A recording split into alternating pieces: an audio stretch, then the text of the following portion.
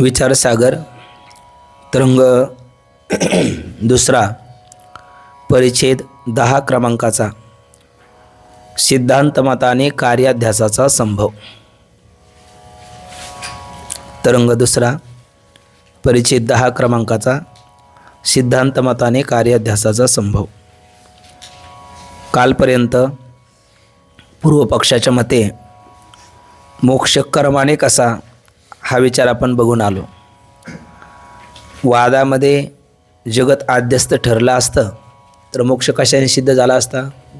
ज्ञानाने सिद्ध झाला असता, पण वादामध्ये जगत आद्यस्त ठरलं नाही, म्हणून मोक्ष कशाने? पूर्व पक्षाच्या मते कर्माने। आणि आता कर्माने मोक्ष करायचा म्हणजेच पाप पुण्याची उत्पत्ती पुढे होऊ द्यायची नाही आणि मागची राहू द्यायची नाही। पुढे पाप पुण्य उत्पन्न होऊ द्यायचं नाही, त्याकरता काय करावं लागेल? काम्य आणि निषिद्ध कर्माचा त्याग करावा लागेल आणि नित्यनैमित्तिक कर्माचं अनुष्ठान करावं लागेल। आणि प्रमादाने नजर चुकीने जर निषिद्ध कर्म घडलंच तर त्याला साधारण वा असाधारण प्रायश्चित्त कर्म करावं लागेल, म्हणजे पुढे पाप पुण्य उत्पन्न होणार नाही।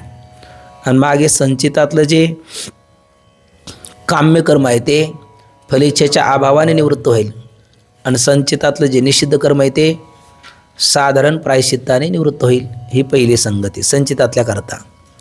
दुसरी संगती, तुम्ही वेदांती मंडळी जसं ज्ञान अग्नी सर्व कर्माने भस्मसात कुरुते तथा ज्ञानरूपी अग्नीने संचित दग्ध होता असं म्हणता, तसं आमच्या पूर्व पक्षाच्या मतामध्ये नित्यनैमित्तिक कर्माच्या अनुष्ठानाने संचितातलं काम्य असेल निषिद्ध असेल ते सर्व काय होतं? नष्ट होतं, निवृत्त होतं। किंवा तिसरी संगती असं म्हणा, संचितातलं जे काम्य आणि निषिद्ध कर्म आहे त्याला किती जन्म देतं? एक जन्म देतं। आणि एक जन्मामध्ये जेवढं काही संचितातलं काम्य निषिद्ध तज्जन्य पाप पुण्य त्याचं फल सुख दुःख ते भोगून तो संपवतो, जन्मावर मोक्ष त्याला प्राप्त होतो। किंवा हे आणखी एक संगती घ्या, योगी पुरुष एकाच वेळेला अनेक शरीर धारण करून संचितातील त्यातलं काम्य निषिद्ध जसं संपवतो, तसं आमचा हा कर्माने मोक्ष ज्याला अपेक्षित आहे असा मुमुक्षू एकाच वेळेला अनेक शरीरे जरी घेत नसला तर एका शरीरामध्ये संचितातलं सकल काम्य आणि निषिद्ध कर्म तो भोगून संपवतो। आणि शेवटची संगती, संचितातलं जे निषिद्ध कर्म आहे ते नित्यनैमित्तिक कर्म करताना आपल्याला जे क्लेश होतात, दुःख होतं, तेच संचितातलं निषिद्ध कर्माचं फल आहे ते भोगून संपलं। आणि उत्तर जन्मामध्ये संचितातलं केवळ काम्यकर्म भोगण्याकरताच त्याला पुढचा एक जन्म प्राप्त होतो, त्याला कोणता वाद म्हणतात? एक भविवाद म्हणतात। आणि त्या जन्मामध्ये केवळ सुखाचा त्याला उपभोग होतो, सगळं सुख भोगून तो मात्र ते संपवतो। या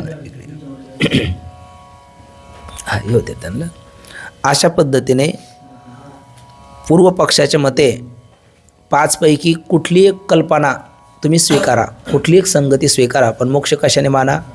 कर्माने माना असं ज्या वेळेला म्हणतात त्यावेळेला सिद्धांती, काल आपण बोललो शेवटी तुमचा ग्रंथ आणि म्हणून अधिकाऱ्याचा असंभव, विषयाची असिद्धी आणि प्रयोजनाचा अभाव। मग अधिकाऱ्याचा असंभव आहे, विषयाची असिद्धी आहे, प्रयोजनाचा अभाव आहे, मग त्या अर्थी काय झालं? अधिकाऱ्याचा असंभव, विषयाची असिद्धी, प्रयोजनाचा अभाव म्हणून चौथा अनुबंध सिद्ध होत नाही। कोणता? संबंध। कारण अधिकारी आणि फल यामध्ये प्राप्यप्रापभाव संबंध असतो, पण त्या दोघांची सिद्धी नाही। ग्रंथ आणि विषय यामध्ये प्रतिपाद्य प्रतिपादक भाव संबंध असतो, पण विषयाची सिद्धी नाही। तर ग्रंथ आपला अधिकारी आणि विषय याच्यामध्ये विचार करतो भाव संबंध असतो, पण विषयाची सिद्धी नाही। आणि जगामध्ये कोणती वस्तू जन्माला येत नाही?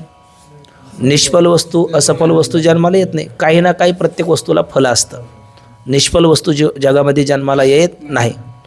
बरेच प्राणी निष्फल आहे असं आपल्याला वाटतं, त्यांनी ते चिलट म्हणा, ढेकून म्हणा,